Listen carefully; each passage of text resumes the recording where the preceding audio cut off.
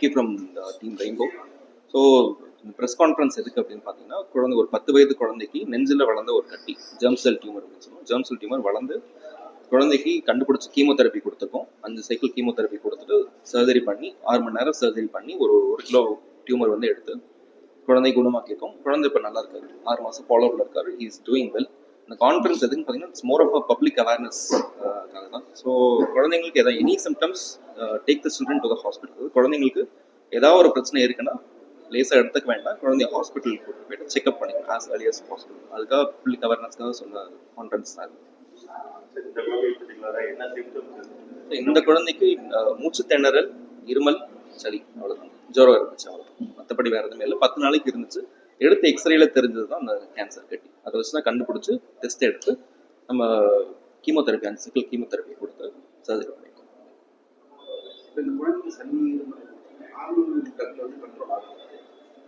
சளி இருமல் கண்ட்ரோல் ஆகும் சார். இது சளி இருமல் இல்லாமல் கேன்சர் இருக்கு.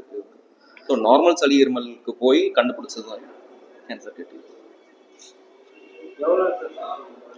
சர்ஜரி 6 மணி நேரம் போச்சு. இந்த சர்ஜரியில வந்து குழந்தைக்கு இதயத்துல போகிற ரத்த குழாய்கள் எல்லாத்தையும் அட்டாச் ஆயிருந்துச்சு. ஸோ அதுல இருந்து எடுக்கிறது தான் கஷ்டமா இருந்துச்சு. பட் காம்ப்ளிகேஷன்ஸ் ஆசஸ் குழந்தைக்கு எதுவும் இல்லை. Recovery was well. 4 நாள் வீட்டுக்கு முடிச்சிட்டோம். குழந்தை 10 வயசு குழந்தை பரவிருக்கும். கண்டுபிடிக்காம மட்டும்தான் கேன்சர் கட்டி இன்னும் பெருசாயிட்டு பரவிருக்கும். குழந்தையோட கண்டிஷன் இன்னும் மோசமாயிருக்கும். 10 நாள் தான் சிம்டம்ஸ் குழந்தை. அதுக்கு முன்னாடி எதுவுமே சிம்டம்ஸ் கிடையாது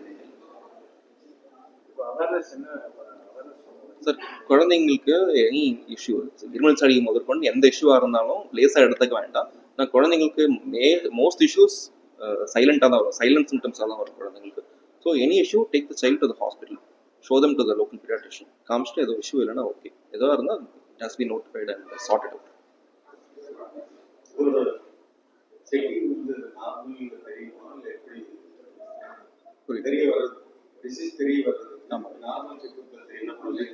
இது எக்ஸ்ரே. ஒரு சில கட்டிகள் ஒரு விதத்தில் கண்டுபிடிக்கலாம். இந்த கட்டி நெஞ்சில் இருந்ததுனால எக்ஸ்ரேல தெரிஞ்சு. வேற ஏதாவது இஷ்யூ கை வச்சு பார்த்தாலும், வேற வயிறுல இருந்தால் கை வச்சு பார்த்துக்கலாம். இல்லை ஜென்ரல் எங்க இருந்தாலுமே அந்த இருக்கிற லொகேஷன்ஸ் தான் கண்டுபிடிக்கிறது சார். இந்த கட்டி நெஞ்சு பகுதியில் இருந்தாலும் எக்ஸ்ரேல தெரிஞ்சிருக்கு. இது நம்ம வழக்கமாக கூட்டிகிட்டு போகிறோம் இல்லைங்களா டாக்டர் கிட்ட. ஸோ நெஞ்சில் ஏதாவது இது பண்ணும்போது ஸ்டெத்து வச்சு பார்க்குறாங்க. ஸோ ஒரு பக்கம் நுரையீரலில் கட்டியோ நீர் தேக்கமோ ஏதாவது இருந்ததுன்னா அவங்க ஸ்டெத்து வச்சு பார்க்கும்போது அவங்களுக்கு காத்தோட்டத்தை பொறுத்து அவங்களுக்கு ஒரு சில அறிகுறிகள் தெரியும். இந்த பக்கம் காத்தோட்டம் கம்மியாக இருக்குது, இந்த பக்கம் காத்தோட்டம் நல்லா இருக்குது அப்படின்னு. ஸோ அந்த மாதிரி காத்தோட்டம் கம்மியாக இருந்தாலோ, அவங்களுக்கு வித்தியாசமாக வந்து நெஞ்சிலேருந்து சத்தங்கள் ஏதாவது கேட்குற மாதிரி இருந்தாலும் அவங்களுக்கு ஒரு டவுட் வரும். அதனால எக்ஸ்ரே பண்ணுவாங்க. ஃபர்தராக எக்ஸ்ரேல ஏதாவது தெரிஞ்சதுன்னா சிடி பண்ணுவாங்க. அந்த மாதிரி கண்டுபிடிக்கப்பட்ட கட்டி தான். ஸோ சளி, இருமல், ஜுரம் ஆரம்பிச்சா கூட அவங்க ஆஸ்பத்திரிக்கு கூட்டிகிட்டு போயிட்டு டாக்டர் எக்ஸாமின் பண்ணும்போது அவங்களுக்கு ஏதோ காத்தோட்டமோ ஏதோ சத்தங்களோ வித்தியாசமாக கேட்கறது அப்படின்றதுனால அவங்க எக்ஸ்ரே பண்ணி அதுக்கப்புறம் சிடி பண்ணி பார்த்து கண்டுபிடிச்சிருக்காங்க. இந்த மாதிரி கட்டியில் பிரச்சனை என்னென்னா, நெஞ்சு பகுதியில் இருக்கும்போது அது ஸ்லோவாக வளரும்போது தெரியாது. இந்த பாப்பாவுக்கு 10 நாள் சிம்டம் கிடையாது. கட்டி மாதக்கணக்கில் உள்ளுக்குள்ளார இருந்திருக்கும்.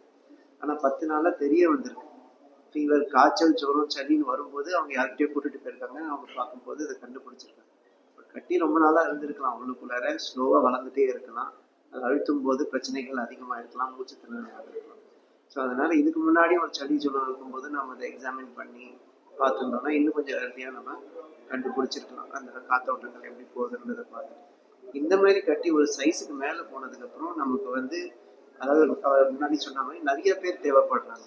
ஏன்னா இந்த கட்டி வந்து எல்லா இடத்துலையும் அழுத்தங்கள் தெரிவிக்க ஆரம்பிக்கும். நுரையீரலில் அழுத்தம் தெரிவிக்கும், மூச்சு குழாயில் அழுத்தம் தெரிவிக்கும், ஹார்ட் மேலே அழுத்தம் தெரிவிக்கும், ஹார்ட்லேருந்து வெளியில் வர ரத்த குழாய்கள் மேலே அழுத்தம் தெரிவிக்கும். இதனால சடனாக பாப்பா உயிர் இழக்கிறதுக்கான பாசிபிலிட்டியும் இருக்குது. தூக்கத்திலேயே கூட உயிர் போகலாம், இந்த மாதிரிலாம் நடந்திருக்கலாம். ஏன்னா சற்று மூச்சு குழாய் அடைச்சிருக்கும்.